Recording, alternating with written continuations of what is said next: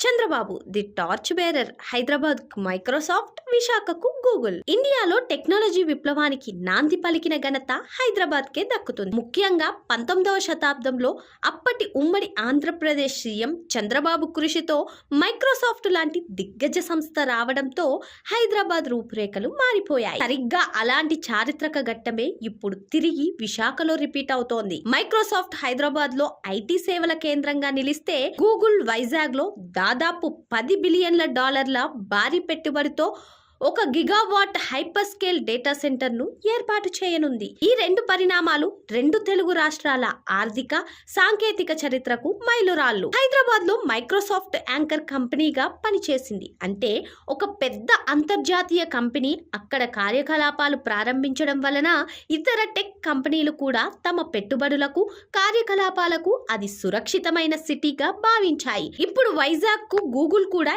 ఇదే role play చేయనుంది. Google data centre రాకతో వైజాగ్ లో డేటా అనలిటిక్స్, క్లౌడ్ సేవలు, సైబర్ సెక్యూరిటీ, ఏఐ పరిశోధన రంగంలో అనేక అనుబంధ సంస్థలు, స్టార్టప్లు పుట్టుకొచ్చే అవకాశం ఉంది. హైదరాబాద్ నుండి మైక్రోసాఫ్ట్ వంటి టెక్ దిగ్గజాల సహకారం తెలంగాణ ఆర్థిక వ్యవస్థకు స్థిరత్వాన్ని ఇచ్చింది. అదేవిధంగా విభజన తర్వాత రాజధాని లేక ఆర్థిక సంక్షోభంలో ఉన్న ఆంధ్రప్రదేశ్కు గూగుల్ పెట్టుబడి ఒక బలమైన పునాదిగా, ఆశాజ్యోతిగా నిలుస్తోంది.